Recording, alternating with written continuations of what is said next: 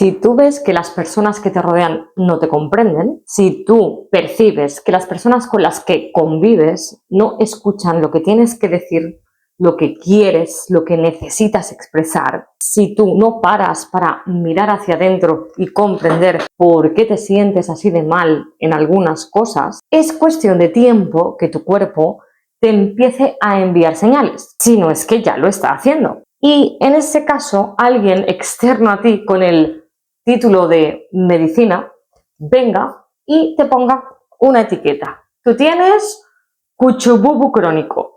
Y te voy a dar un dato. El 90% de las personas a las que se les pone una etiqueta con un nombre que define una enfermedad empeoran a partir de ese momento.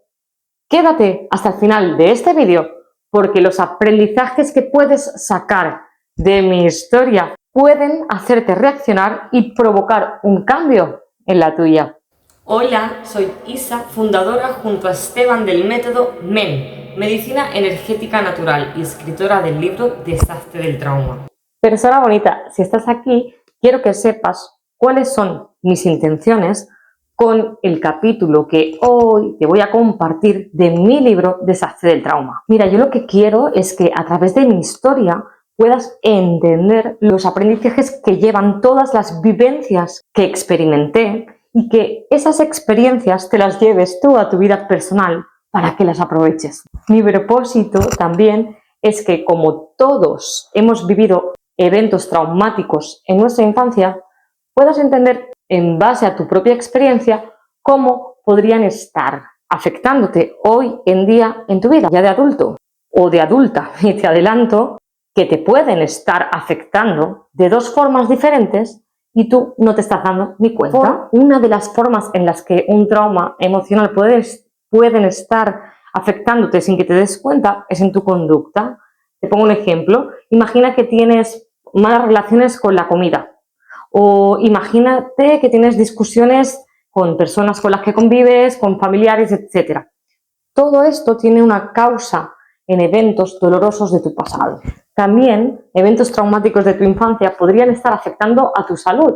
Sufrimos mucho por cómo interpretamos lo que nos pasa. Por ejemplo, en nuestro cuerpo tenemos un problema de salud y sufrimos mucho más pensando qué puede pasarme, etcétera, que no realmente lo que está pasando. También sufrimos mucho cómo nos sentimos ante determinadas situaciones y conversaciones. Y también sufrimos por cómo pensamos acerca de las cosas que van pasando. Y todo esto acaba causando desajustes en nuestro cuerpo físico. Tú no sientes tristeza o depresión o ansiedad porque sí. Tu cuerpo no deja de funcionar porque sí. Las malas relaciones con la familia, amigos, pareja, no suceden porque sí. Siempre que obtengamos la capacidad de encontrar el origen y la causa de todo esto, estaremos dando pasos a una sociedad llena de personas más conscientes, más sanas y más felices. Si toda esta información te está resonando fuertemente, hazte un favor, suscríbete al canal, dale a la campanita de notificaciones, porque yo no voy a parar de subir vídeos para ayudarte a entender, a comprender, a mejorar tu calidad de vida. Así que dale a la campanita y suscríbete, o suscríbete y dale a la campanita, en el orden en el que tú quieras. Ahora sí, vamos a por el 5º episodio del libro Desastre del Trauma. Capítulo 5. Hay que ver cómo te gusta llamar la atención. Todavía más hechos dramáticos, inesperados y vividos en aislamiento, o sea, con sentimiento de soledad e incomprensión y muy intenso. Nos encontramos ahora en una mañana del Día de Reyes de 1990 y... no recuerdo exactamente el año, pero sí el hecho. La mañana de Reyes, toda mi vida, las he vivido como algo maravilloso. Siempre para mí ha sido un evento que mis padres se encargaron de que fuera gozoso, alegre y que se quedara para mí y para siempre. Un bienestar y una ilusión muy bonita. De hecho, menos el año 2023 fue así para mí. Cada año nos sorprendían, a mi hermano y a mí, con cosas muy especiales y con muchísimo amor, con cosas tan divertidas que del mismo modo que un hecho traumático se queda a vivir contigo como una huella dolorosa y aplastante, Pues del mismo modo, pero a la inversa, quedaron esos recuerdos de cada día 6 de enero por la mañana para el resto de mi vida, asociando un bienestar y un placer incalculable sobre el Día de Reyes. Resulta que mi hermano y yo dormíamos en la misma habitación, en camas paralelas. Recuerdo mi habitación con tanto cariño, las cortinas rosas con bambis dibujados. A los pies de la cama, un armario súper grande, al menos a mí me lo parecía, con 2 grandes puertas correderas que tenían 2 espejos gigantes, en los que me pasaba horas jugando, mirándome al espejo, actuando, cantando, representando algunas escenas de las películas de Walt Disney. Me encantaba Walt Disney, me encantaba hacer representaciones de películas, de series. Era muy imaginativa y creativa, y todo lo que era movimiento, arte, baile, música, desde bien chiquitina, así me decían con mucho cariño, siempre he estado muy involucrada con el mundo artístico y el de la formación. Otra cosa a la que también jugaba muchísimo era a ser maestra. En el patio de casa, la puerta de la entrada al patio era de un material que no sé cuál es en este momento. Lo que sí sé es que jugaba con ella como si fuera la pizarra de un colegio. Pintaba con tiza y se borraba muy bien. Allí delante ponía unas cuantas sillas, ponía peluches delante y ellos eran mis alumnos. Yo daba clases e imitaba a mis profesores. Así pasaba parte de mi infancia, con miles de juegos y risas. Anécdota. Unos dibujos que me súper encantaban era Bola de Drac, en castellano Bola de Dragón. Pero toda mi infancia los veía y oía en catalán, así que si los veo en otro idioma me resulta bastante extraño y no me gusta. Pues bien, saliendo de mi habitación, se salía por donde estaba el armario a mano derecha. Había un recibidor. Saliendo a la derecha estaba la puerta de la calle y un armario largo donde se guardaban todo lo referente a la limpieza. Saliendo de mi habitación a mano izquierda, seguía al recibidor hasta una puerta, la del baño.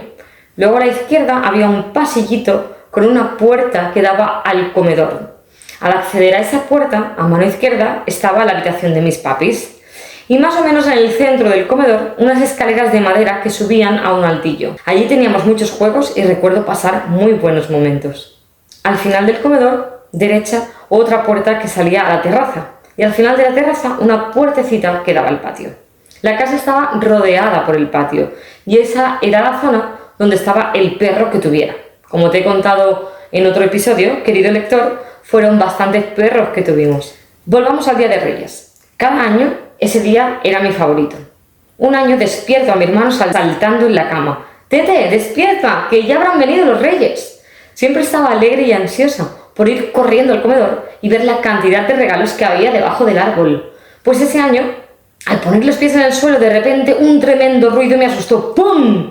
Como si una bomba hubiera explotado, y volví de un salto provocado por el susto a la cama. Resulta que estaba todo el suelo lleno de globos, y al bajar de la cama mi hermano reventó uno con los pies. Y el suelo de nuestra habitación estaba completamente lleno de globos. ¡Qué divertido! Y qué risa nos entraba, queriendo salir corriendo de la habitación para ir a por los regalos y no poder correr para no explotar ninguno más. Otro año, misma escena, Día de Reyes, y yo la primera en despertar. Me costaba tanto dormir la noche anterior por los nervios que pasaba de que venían los reyes, poniendo el pan, el agua y una de las zapatillas de estar por casa debajo del árbol. Tanta ilusión que yo no podía dormir. Mis padres me decían, si no vas a la cama pronto, como vengan los reyes y te vean, no van a pararse por aquí. Yo me iba corriendo a la cama, pero me quedaba dando vueltas, bien inquieta. Entonces venía mi papá, como era de costumbre, y me contaba un cuento de los inventados. Porque él se inventaba cuentos y hacía analogías de cosas que yo había hecho durante el día. Sacaba conclusiones y moralejas de lo vivido, y yo amaba esos momentos de aprendizaje. Me sentía tan querida, tan protegida y segura, y tan llena de ternura, de amor y de cariño.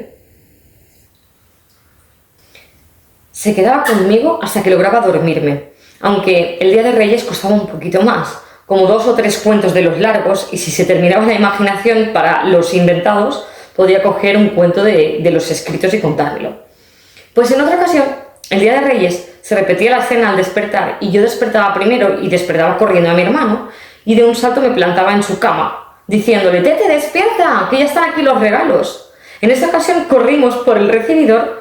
Cuando quisimos girar a mano izquierda para atravesar el pasillo que daba al comedor, nos encontramos con algo inesperado. No podíamos pasar al pasillo. De repente había una pared delante. Una pared que llegaba desde el suelo hasta el techo, tapiando la entrada al pasillo. Era una pared hecha de papel de periódico. Y yo le pregunté a mi hermano, Tete, ¿y ahora qué hacemos? Él vaciló un momento y, encogiéndose de hombros y tímidamente, comenzó a rasgar el papel de periódico. Y cuando vi que se podía romper fácilmente, me animé y empecé a romper junto a él la pared que impedía nuestra misión, ir a por los regalos. Entre juegos, nervios y excitación por la aventura que estábamos viviendo, pudimos atravesar la pared de periódico y salir corriendo hacia el comedor. Mis padres salían al mismo tiempo que entrábamos al comedor de su habitación y gritábamos ¡Los regalos! ¡Los regalos! Y así, con tantas risas y alegrías, transcurrían los entrañables días de Reyes. Pues el año en concreto en el que me pasó lo que te voy a decir a continuación, no me acuerdo muy bien cuándo fue, pero por supuesto sí recuerdo qué sucedió en uno de los días más alegres de mi vida. Después de abrir los regalos, entre risas, felicidad y amor en familia, mis papis preparaban un desayuno rico, después nos aseaban y vestían, y siempre ese día íbamos a comer a casa de mis abuelos paternos. Pues ese día, cuando ya estábamos casi listos para irnos, mi papá estaba viendo un combate de boxeo de exhibición. Era costumbre que, si era domingo, él veía un rato ese programa. Pues se encontraba en la mesa del comedor comiendo jamón serrano cortado a daditos. Me acerqué y tomé un taquito de jamón y luego otro, y de repente se me quedó atascado en la garganta. No podía deglutir, no lo podía escupir. De repente mis padres chillaban, ¡La niña, que se ahoga! Mi papá empezó a darme golpes en la espalda, mi mamá lloraba. Al final me agarró mi papá de los pies colgando con la cabeza boca abajo. Mi madre intentaba sacarme el trozo de jamón metiendo los dedos en mi boca y tirando fuerte de él. Yo sentía como si se me fuera a romper la garganta y como si se me fuera a salir de sitio. Así que le cogí la muñeca de mamá fuerte para que no siguiera tirando del trozo de jamón. Empezaba a ponerme morada. Miraba la cara de susto que tenía mi hermano, que se encontraba mirando la situación desde la mesa del comedor. Y yo, internamente, me empecé a despedir de mis padres, de mi hermano, de la vida. Cuando creía que me iba a morir y que ya no había solución para esto, pasó por fin el dichoso trozo de jamón hacia el sitio correcto y respiré una bocanada de aire. Mis padres seguían gritando y yo les dije en voz alta, ¡Ya está! ¡Ya estoy bien! Ellos me miraron, se aseguraron de que el peligro había pasado y a continuación se fueron al cuarto a llorar un rato. Después, como siempre, fuimos a casa de mis abuelos.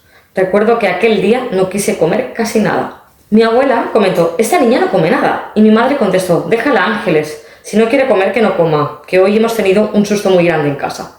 La verdad es que sentí un gran alivio que mi madre no me obligara a comer. Aquello pasó y llegó el día siguiente. Y me di cuenta que no me apetecía comer el bocata del colegio, ya que era de fuet, y no quería que se me quedara atragantado. Me daba miedo. A la hora de comer carne, ya no quería comer. Sentía que se me podía atascar en la garganta. El pescado igual. Me daba mucho miedo las espinas, los hilitos blancos de la naranja o de la mandarina igual, lo quemadito del huevo frito tampoco. Casi sin darme cuenta, comer para mí se convirtió en un verdadero suplicio. No te imaginas, querido lector, lo que significaba para mí el gesto de deglutir. Pruébalo. Traga muy despacio saliva y nota que cuando la saliva va a pasar del paladar blando al fondo de la garganta, la raíz de la lengua tapa la faringe a la vez que ésta sube para recoger en este caso la saliva y pasarla hacia abajo. Pues ese gesto, con la boca llena de comida, me llenaba de escalofrío, me daba absoluto terror. Había alimentos que no me daban ningún miedo porque no sentía peligro de atasco. Por ejemplo, la manzana bien cortada y sin piel, el chocolate, las galletas, el pan.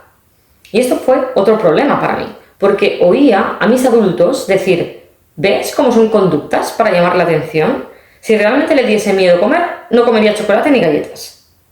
Yo al oír eso desistía ya de esforzarme en dar ninguna explicación. Tratarles de explicar que con el chocolate y con las galletas no tenía ese miedo a que se me atragantara o atravesara en la garganta, como me pasó con aquel trocito de jamón. Así que intentaba tampoco comer en la medida de lo posible chocolate y galletas para no tener que sentirme reprochada. Recuerdo ir a la nevera varias veces cuando todos dormían porque tenía hambre y entonces me atiborraba de chocolate, galletas y de todo lo que pillara que no tuviese miedo a que se me quedase atragantado y además que nadie me viera para no oír más reprimendas. Recuerdo una tarde en la que estaba sola en el comedor. Habíamos tenido una gran discusión a la hora de comer porque, como de costumbre, me negaba a comer. Pues uno de mis padres era más permisivo y el otro quería que comiese y que no me levantara de la mesa. Creo que se iban turnando el papel de poli bueno, poli malo. Y esto provocaba discusiones entre ellos por no saber muy bien cómo actuar ante mi negativa de comer. Yo me quedaba callada, los observaba mientras en ocasiones sentía un hambre terrible. Varias veces me quedé sola frente al plato de comida por horas. Otras veces me lo retiraban y me lo ponían para merendar, para cenar. Alguna tarde que veía a mi mamá tranquila, que ya se le había pasado el enfado que casi siempre sucedía para la hora de comer, le decía: ¿me puedes pelar una manzana? Yo era demasiado pequeña para cortarla con un cuchillo y comérmela con la piel me daba miedo por si me atragantaba.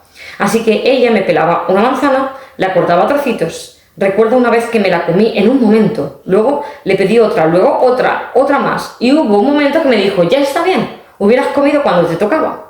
En ese momento me di cuenta que ya no tenía tanta hambre y que ya con esas manzanas que me había comido podía aguantar sin comer hasta el día siguiente, hasta la próxima pelea a la hora de comer, hasta que se acercaba la hora más infernal para mí, la hora de comer. En casa escondía la comida entre las servilletas, lo masticaba todo lo mejor que podía y luego me la sacaba de la boca con disimulo para no tener que tragar. Ahora pienso: Isa, si lo tenías todo tan trituradito, no ibas a correr peligro en deglutir. Pero el miedo no entiende de lógicas. Cuando podía, le daba al perro la comida, si no me pillaban antes, claro. Y poco a poco, a la hora de comer, se convirtió en mi vida en los peores momentos del día. Sentía que mi vida era genial, menos a la hora de comer y menos cuando me quedaba a solas con el abusador. Ahí empezaba mi calvario, mi infierno. Otra vez volvamos a la misma definición. El trauma emocional es un choque o impresión emocional que produce un daño duradero en el inconsciente. Después de vivir un evento extremadamente aterrador o angustiante que ha sobrepasado nuestros mecanismos de afrontamiento. Y para más Henry, como antes te comentaba, mis padres me obligaban a comer.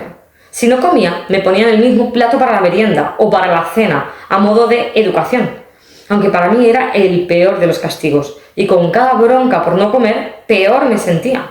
Mis padres empezaron, a mi modo de sentir en aquel momento y desde mi posición, a exagerar y a hacer de todo esto un problema muy grande. Hablaban con la familia, me dejaban con unos y con otros contándoles mi problema y mi actitud en casa con la comida. Cuando en alguna ocasión, y muy tímidamente, logré verbalizar que no quería comer porque me daba miedo, me decían: déjate de excusas y de tonterías y come de una vez.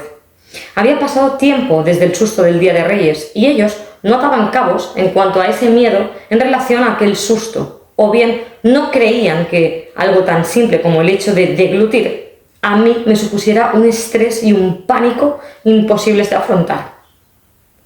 En aquel entonces tampoco podía verbalizarlo como sí que lo estoy haciendo ahora. Y si lo intentaba, no me daban crédito. Otra vez la teoría del doble trauma, la incomprensión de las personas que te rodean, con el agravante de que al ser niña, menos capacidad para expresar las emociones de una manera clara y contundente. Además de que no había en ese tiempo demasiada inteligencia emocional. Actualmente es una corriente que está en expansión y a la orden del día, pero en aquellos años la inteligencia emocional brillaba por su ausencia. He crecido hasta llegar a mi edad adulta con esa sensación de que tengo que aprender a expresarme cada vez mejor y mejor. Esa necesidad profunda de sentir comprensión nace de todas estas heridas emocionales de mi infancia y de sentir una y otra vez que no me entendían. En este momento de mi vida, esa necesidad de que me comprendan y empaticen con mis emociones me ha llevado a escribir este libro que redacto con mucho amor hacia mí misma, hacia mi niña interior, esa Isa que no pudo sentir ese apoyo. Y además, para todas las personas que tienen en su fuero más interno este tipo de heridas. La manera de reparar ese daño es expresarlo. Así que, querido lector, usa las herramientas que quieras, pero por favor, descarga de tu cuerpo, de tu mente, de tu psique, de tu corazón pesos del pasado, que son los que te impiden llegar a sentir paz interior y bienestar de forma sostenida. Referente a mis cuidadores y familiares adultos, o no ataban cabos de que mi negativa a comer tenía un motivo contundente, o lo entendían como una excusa por mi parte, porque no podía ser que después de tanto tiempo de aquel desafortunado atragantamiento todavía tuviese miedo a comer. Como eso no era lógico, ni siquiera lo sopesaban. Ahora, como adulta, sé que no es lógico dejar de comer porque te has atragantado una vez, pero entiendo, mejor que nadie, que se trataba de un trauma emocional. Así funciona la mente cuando asocia literalmente peligro de muerte, aunque lógicamente, precisamente, el peligro sea no comer. Para entrar en coherencia entre lo que sientes, piensas y haces, debes revisar siempre dónde está el activador emocional, que hace que no puedas alinear esas tres partes y trabajar para desactivarlo, como lo hacemos en la metodología Medicina Energética Natural. Y estarás de acuerdo, querido lector, que todos hacemos cosas que no queremos o que no concuerdan con lo que sentimos. Pues bien, todos esos desajustes tienen su causa siempre. Es muy favorable para poder gozar de un buen estado de salud, y da igual que sea salud mental, salud emocional o salud física, porque todo está ligado con la coherencia. Pues es muy favorable para poder gozar de un buen estado de salud buscar las causas que provocaron o que están provocando o que están sosteniendo esos desajustes. Las causas suelen ser, entre otros factores, emociones negativas que han quedado atrapadas en la parte más profunda de tu ser o creencias negativas y limitantes. El poder de las creencias es tan fuerte que cuesta entender, pero ellas pueden modificar tu biología hasta hacerte enfermar. Se encuentran en tu psique, en tu mente inconsciente, en tu memoria celular. Y para recuperar esa coherencia y esa buena salud, primero debemos identificarlas en nuestra vida, para después tomar las acciones pertinentes y deshacerse de esas emociones no procesadas y creencias dañinas. También puedes llamarlo de otras maneras. Hacer un reseteo del sistema, optimizar, desprogramar para programar lo actual y lo que se desea. En otras palabras, hacerte responsable de tu vida y crearla según tus anhelos y sueños. Estas emociones negativas atrapadas, también llamadas memorias celulares, son las que se quedan tanto en tu cuerpo físico como en tu cuerpo electromagnético, y son las que nos hacen de disparadores cuando asocian peligro y miedo ante una situación personal que les recuerda a algo vivido negativamente. Si quieres aprender cómo hacer todo esto contigo mismo, puedes contactar con nosotros en la página web www.metodomen.com, retomando mi historia personal. Así que, como lo de la comida para mí se convirtió en un problema muy preocupante, me llevaron a una psicóloga infantil. En aquel momento, como yo había mencionado con anterioridad, eso era lo peor que te podía pasar. Si ibas a un psicólogo, en esa época, te tildaban de loco y te hacían bullying. Al igual que cuando había algún niño o niña con padres separados. Eso era otra de las causas que generaban mucho dolor emocional en aquel entonces. Recuerdo que esa señora, la nombrada por sus títulos psicóloga infantil, lo único que hizo fue regañarme, como decía mi madre. Me pegó un buen rapapolvo. Y mis padres se mostraron satisfechos de que esa señora hiciera eso. Así les daba la razón y la esperanza de que al volver a casa ya no seguiría con la misma cantinela. Pero lejos de eso, la cosa fue peor. El diagnóstico, la etiqueta que me pusieron fue anorexia nerviosa. Recuerdo a mi mamá y a su manera de expresarse al respecto. Cuando lo comentaba delante mío, ese problema a un familiar, y luego a otro, a sus amigos, amigas, escuchaba las conversaciones entre los adultos. Tengo bien presente en mi memoria el malestar que me provocaba oír, ver y sentir lo que decía y cómo lo decía. Pues no te digo, mi hija, que tiene anorexia nerviosa, decía estas últimas palabras con mucho retintín, de manera despectiva y burlesca, mientras se señalaba la sien con el dedo índice, indicando el gesto de que era mental, con la intención de quitarle importancia. No te puedes imaginar lo que eso me hacía sentir. Es ahora, y recuerdo exactamente el malestar que esas palabras con esos gestos y de la manera en que lo hacía, me hacían sentir. Me sentía incomprendida del todo por mi madre, reprimendas por parte de mi padre, en fin, un tremendo horror y, como no, ¿Recuerdas la teoría del doble trauma?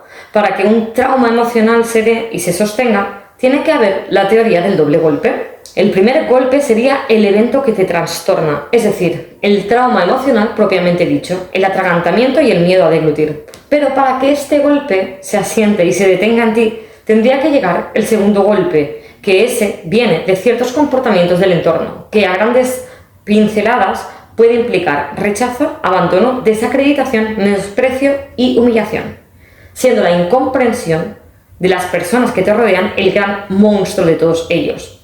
Así que mi vida se iba forjando problema tras problema, trauma tras trauma. De hecho, para mí el mayor problema es que me obligaran a comer, porque me daba terror. Por lo demás, y a mi parecer, ellos exageraban. Hablaban de enfermedad, de que yo estaba en los huesos, de que podría ser un problema. Me mostraban fotos de personas anoréxicas en revistas. Recuerdo específicamente una princesa de Suecia, Victoria. Querían que viese lo mal que estaba esa mujer, de lo delgada que estaba. Me decían que también tenía anorexia y que yo me veía igual. Yo pensaba, pues a mí me gusta esa chica como está, es bonita. Y también pensaba, estará delgadita, pero al menos está viva. Sentía de verdad que cuando comía me encontraba en peligro de muerte. Mis mayores me leían cuentos de conductas de niños que no hacen caso y que no se alimentan adecuadamente. Era monotema en casa, siempre con que estás en los huesos, que no lo ves, o tienes que comer, o te vas a quedar sin fuerzas para hacer gimnasia, y una lista larga de retahílas de ese estilo. Era para mí un auténtico suplicio, y como no sentía que me comprendían ni empatizaban conmigo, de hecho, era al contrario. Si les intentaba explicar mi comportamiento, me ridiculizaban y me decían que me dejara de tonterías, que no se puede tener miedo por comer. Además, recuerdo una historia que me leían casi cada noche, de un libro de cuentos para niños, que una mamá le cocinaba a su hija y su hija no comía nada. Y aparecía un ratoncito que se comía todo lo que la niña no quería. Era como si fuera su cómplice. En el cuento, esa nena estaba cada vez más delgada y mostraba que el ratoncito era su amigo. Parecía que le estaba ayudando, pero en realidad era el que causaba más problemas a la niña por comérsele su comida. Hasta el punto en el que esa niña iba perdiendo las fuerzas, llegaba a estar en los huesos y tener ojeras. No podía ni levantar una cuchara para tomar la sopa porque le pesaba demasiado y no tenía fuerza. Recuerdo ponerme en la situación de esa pobre niña y pensaba, pobrecita, qué mal que está. Y percibía que mis padres querían hacerme entender que yo iba por ese camino. Yo los miraba y pensaba, bah, qué equivocados que estáis. Yo no soy como esa niña, yo estoy bien, solo que no quiero comer porque me da miedo tragar. Recuerdo que en ese cuento que me leían no estaba la versión de la niña. Nadie preguntaba, ¿por qué no comes? ¿Te ha pasado algo para que no quieras comer? Y tampoco explicaban en ningún momento por qué ella se comportaba así. O sea, no iban a la causa, nunca. Se quedaban en la superficie. ¿Problema? La niña no come, está muy delgada. ¿Solución? Hay que hacer que coma como sea, diciéndoselo, insistiendo, teniendo paciencia, leyendo y mostrando ejemplos de lo que podría pasarle de seguir con ese comportamiento. Ese tipo de soluciones solo inducen al miedo. No es posible vencer al miedo con más miedo. Esta es la forma inconsciente, porque jamás se hizo de manera consciente emocionalmente hablando. Más bien se hizo lo mejor que se pudo según el estado de conciencia de ese momento, en el que hemos ido forjando la generación que tenemos ahora, con unas necesidades emocionales más grandes que nunca en la historia. Pero jamás miran las causas que crean esos comportamientos y acciones. Todavía hay mucho por hacer. Yo no hacía más que pensar, yo no como porque me da miedo atragantarme, pero ¿esta niña del cuento por qué no come? ¿Cuándo llegará la parte en la que explican qué le pasa a la nena para que no quiera comer? Esa lectura daba a entender que la niña no comía por rebeldía. Y yo notaba que me comparaban con ella, pero ni se me ocurría comentar nada, era inútil, no me iban a creer, ni me iban a comprender. De hecho, en el cuento, eso era lo que menos importaba. De eso no se decía ni una palabra, eso sí, se hacía mucho hincapié en cómo se sentían los pobres papás de esa niña. Yo me veía en un mundo de adultos, en los que, como niña, tenía que hacer esfuerzos para entender todo lo que los mayores me decían, para comprender el funcionamiento de las cosas, pero cuando me intentaba expresar desde mis emociones, decían que eso eran tonterías, y cuando me expresaba para que me entendiesen, sentía que nadie empatizaba conmigo, con absoluta sinceridad, y me preguntaban tomándose en serio mis sentimientos. Oí decir muchas veces, son cosas de niños, ya se le pasará. De hecho, ahora lo analizo como adulta y sigo pensando que había muy poca empatización y respeto en ese sentido para los niños. En fin, resulta que un fin de semana fuimos a comer a casa de unos amigos de mis padres. No sé en qué momento ni tampoco quiénes eran. Lo que sé es que hacían una barbacoa en una casa grande, muy grande, y que estaba lleno de personas. Un amigo de mis padres se ofreció a darme de comer. Al parecer mis padres le comentaron que era la hora de comer y que temían ese momento, que tenían problemas conmigo, como siempre mi madre con su comentario. No es nada importante, es anorexia nerviosa, señalando a la cabeza en tono burlesco y como quitándole importancia. Ella pensaba que las cosas de la cabeza no tenían importancia. Eso era lo que ella quería expresar una y otra vez. Yo, lo que a día de hoy no logro entender es cómo hacían esos comentarios delante de mí, como si yo no percibiese lo que estaban diciendo, o cómo se referían a mí. En las últimas décadas todo ha cambiado mucho, la forma de percibir el mundo, la forma de pensar, y se empieza a tener muy en cuenta las emociones de los niños y de las personas. Vamos, lo que se denomina inteligencia emocional. En mi infancia no era tan relevante como si empieza a serlo ahora.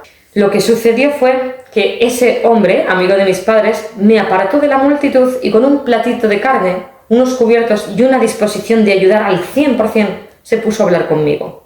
Me trató con cariño, paciencia y mimo. Además, trataba de empatizar conmigo. Al principio sentí temor de que un extraño me fuese a dar de comer. Pensaba que me iba a obligar, como otras veces lo habían hecho mis cuidadores, mis familiares o en los comederos de la escuela. Paso a paso, ese señor se fue ganando mi confianza. Me decía que él no me iba a obligar a comer si yo no quería. En ese momento eso me tranquilizó muchísimo. Tanto fue su trato paciente y amoroso que sentí que en él era el único adulto en el que podía confiar y que si le explicaba mi problema me iba a entender. Así que me armé de valor y confesé mi secreto más profundo e íntimo sobre por qué no comía o era selectiva con la comida. Cosa que ni me atreví a hacer delante de aquella psicóloga que me propinó una reprimenda delante de mis padres y de la cual ellos estaban orgullosos y contentos porque es lo que tenía que hacer, dejarme las cosas claras. Le confesé a ese señor que no comía por miedo a atragantarme, que una vez me atraganté con un trozo de jamón y que casi me muero. Así pues, él sonrió con ternura y me dijo, mira, yo voy a cortar la carne a pedacitos muy pequeñitos y tú vas masticando despacito. Y cuando ya te sientas lista, sin prisas, entonces ya podrás tragar sin peligro. Yo asentí, pero enseguida me vino una duda a mi mente. ¿Y si se me hace bola? Es una expresión que usamos para decir que la textura de ciertas carnes se hace dura en la boca y no se deshace lo suficiente como para poder deglutir. Así que le hice esa pregunta que me asaltaba y me llenaba de inquietud y mucho miedo de que eso pudiera pasar. ¿Y si se me hace bola? Y lo que él me respondió, en ese caso me lo dices, lo dejamos en una servilleta y seguimos con otro trocito. ¿Te parece? Me ponía tantas facilidades y se mostraba tan amoroso que ¿cómo no iba a confiar en él y poner de mi parte? Así que empecé a comer. Y al principio todo iba muy bien, pero me cansé de masticar y masticar. Me aburría y se me hacía pesado. Además, cada vez que tragaba un trocito de carne, sentía el miedo y el terror una y otra vez de que se me quedase en la garganta atascado. Lo estaba pasando fatal, pero como ese señor le había puesto tanto cariño y paciencia, seguí un poquito más de lo que era el límite de mi paciencia. Hubo un momento en el que decidí que no quería comer más. Realmente para mí era muy traumático y de verdad que era un verdadero estrés el acto de tragar, por muy masticado que estuviese el trocito de carne. Además, en aquel momento faltaba más de medio plato por terminar, así que hubo un momento que recurrí a la única arma que podía y empecé a decirle a cada bocado se me ha hecho bola. Y como el trato en este caso era que lo podía sacar de la boca y poner en la servilleta, me ahorraba el miedo de tragar. En ningún momento ese hombre me trató mal. En ningún momento me obligó a comer de malas formas, pero sentí que él se enojó. Dejó el plato, los cubiertos y me dijo, bueno, pues ya hemos acabado. Supongo que a él también se le había acabado la paciencia conmigo. Yo salí correteando a jugar y pasé por causalidad cerca de mis padres, que en ese preciso momento hablaban con el señor que me había dado de comer. Y oí la conversación entre ellos, conversación que volvió a afirmar la teoría del doble trauma.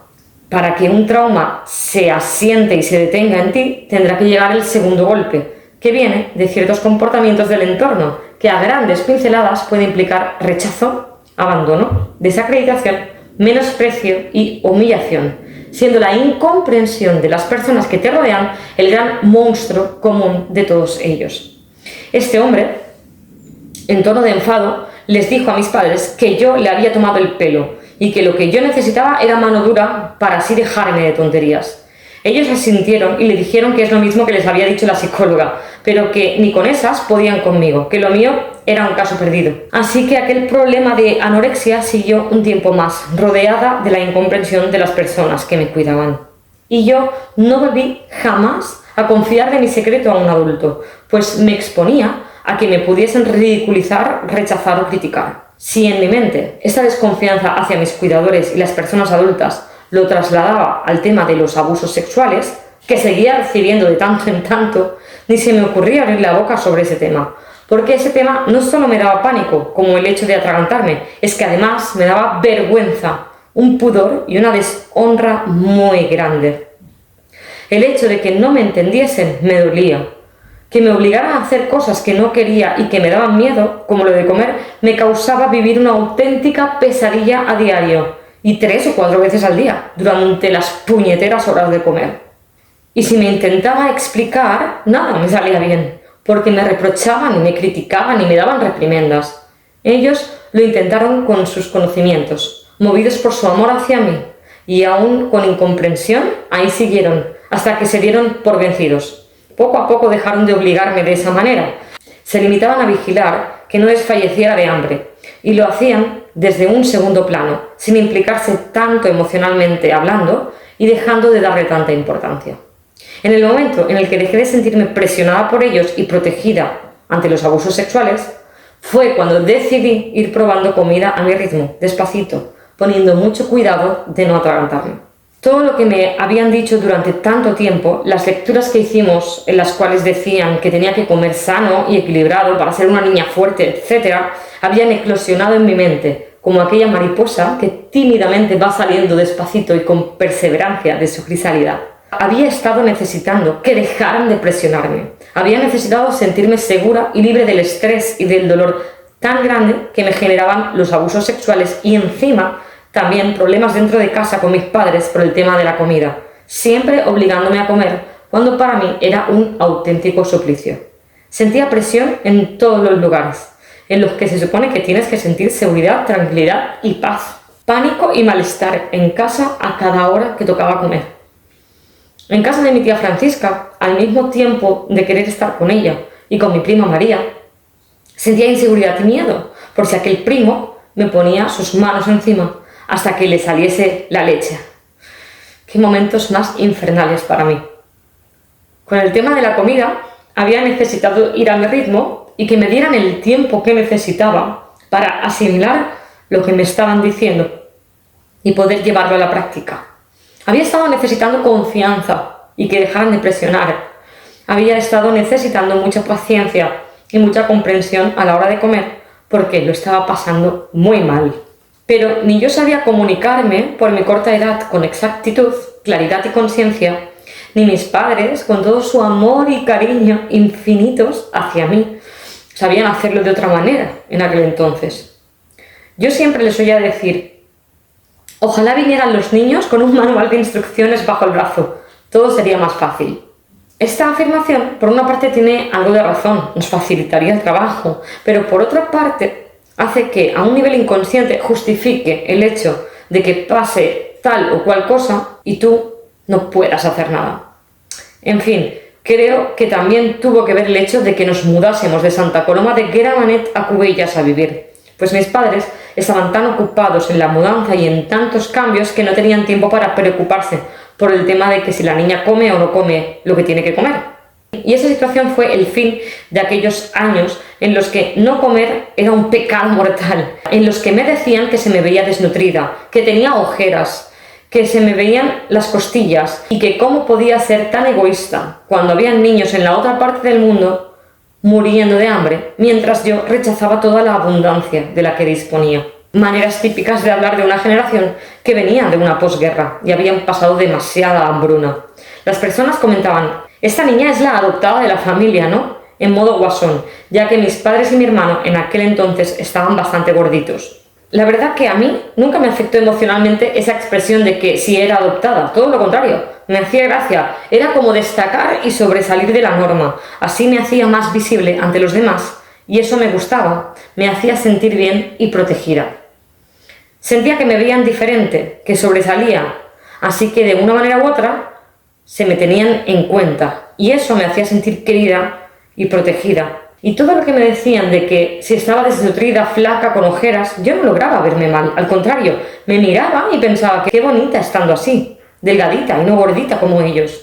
Incluso las fotos que me enseñaban de las princesas que comentaba unas páginas atrás, también me parecían más bonitas estando delgadas, aunque realmente me esforzaba en entender que la pobre chica estaba enferma y que no comía porque a ella no le gustaba su aspecto. De ninguna manera, en mi caso, la anorexia vino por un conflicto de desvalorización de mi cuerpo, ni porque me veía mal, no. La verdad es que lo que sucedió realmente es que le cogí miedo a comer por si me atragantaba y me moría. Punto. Tan simple y tan complicado que fue para mí por todo lo que vino después. El aprendizaje que me dejó esta situación es no presionar a los niños jamás, más bien tener paciencia y tratar de empatizar lo máximo posible y buscar sin presionar las causas de dichos comportamientos. Si eso no fuese posible, porque se escapa de lo que está en mi conocimiento, buscaría un buen profesional con resultados. Si todo esto resulta muy pesado y complicado, me digo a mí misma, Isa, no tengas hijos nunca. Ese es el fruto que cosecho en mi vida.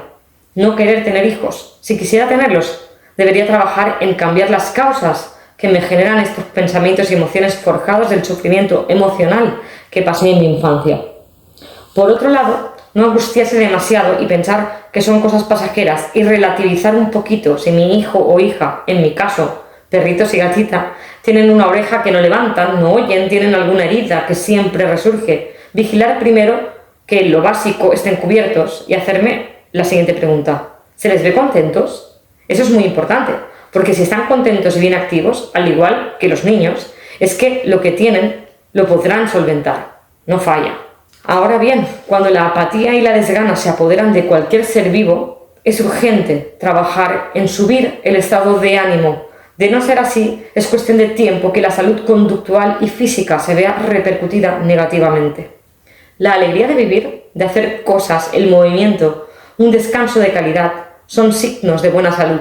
Aunque a ojos de los demás me viera muy delgada y no quisiera comer, nunca me faltaba energía ni fuerza. Seguía con mi amado deporte, natación, aeróbic, gimnasia rítmica y con cintas, baile. Quedó esta historia de la anorexia nerviosa como otra de las cosas que hacía la niña para llamar la atención.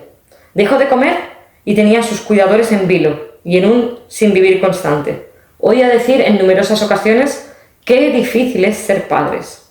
Como todos estos acontecimientos no se solventaron en mi cuerpo emocional ni mental, empezaron otros síntomas más alarmantes. Te voy a dar unas reflexiones que yo necesito puntualizar. Una, en mi infancia, en mi época, no estaba desarrollada la inteligencia emocional. ¿Por qué? Teníamos una generación en la que estaban muy ocupados luchando, literalmente, por conseguir los derechos tan básicos y tan necesarios que ahora tenemos y ni siquiera nos planteamos. Si tú comprendes esto que te estoy contando, también puedes empezar a sanar tu infancia.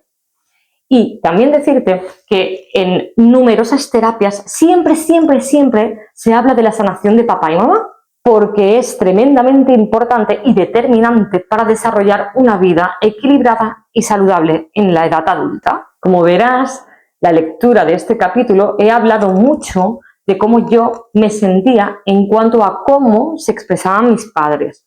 Al final, lo importante no es cómo ellos se expresaban, cómo ellos se comportaban, sino cómo yo interpretaba y sentía esas situaciones. Puede ser que ellos, vivencias de las que he estado contando, las recuerden de otra manera. Y lo importante aquí es qué impacto esa manera de interpretar las cosas ha dejado en cada una de las personas. ¿A ti nunca te ha pasado que cuando hablas con amigos, familiares, de una anécdota en la cual una persona lo vivió de una manera y otra persona la misma cosa la vivió de otra y se contradicen, estando en el mismo espacio, en el mismo lugar y en el mismo tiempo? Esto de hecho genera muchas discusiones sociales. Al final, lo importante son las emociones que hay detrás de cómo se vivieron y cómo se interpretaron esas vivencias. Así que, como dicen las terapias de sanación de papá y mamá, el primer paso para empezar a sanar es salir de la inconsciencia y de la matrix en la que estamos imbuidos. Cuando vives cosas de tu infancia con ira, es importante que las reconozcas primero, luego que las aceptes y que luego te des cuenta de que esa rabia es porque hay dolor detrás y ese dolor necesita ser liberado. Cuando esto se consigue, llega a tu vida, sin tener que forzarlo de ninguna manera, una comprensión, una paz interior y una gratitud en tu corazón que te da la capacidad de vivir la vida con alegría, dicha y gozo. Si toda esta información te está resultando útil, reveladora, importante de recordar y de refrescar y de asentar, podrías compartir este vídeo con algunas personas que para ti sean importantes y creas que les va a ayudar o que les va a servir. Gracias, persona bonita. Si has compartido este vídeo con alguien, puedes escribir en comentarios la palabra hecho está. Me gustará saber que mi historia se está expandiendo cada vez más y así tú me animas a seguir con este striptease emocional que voy a estar haciendo a lo largo de la lectura Deshacer el trauma. Así que, por favor, comparte este vídeo y coméntame aquí, hecho está, Isa, compartido. Y antes de dejar este vídeo tan largo aquí, quiero recalcar que no existe inteligencia lógica, razonable y capaz de imponerse por encima de heridas emocionales no resueltas.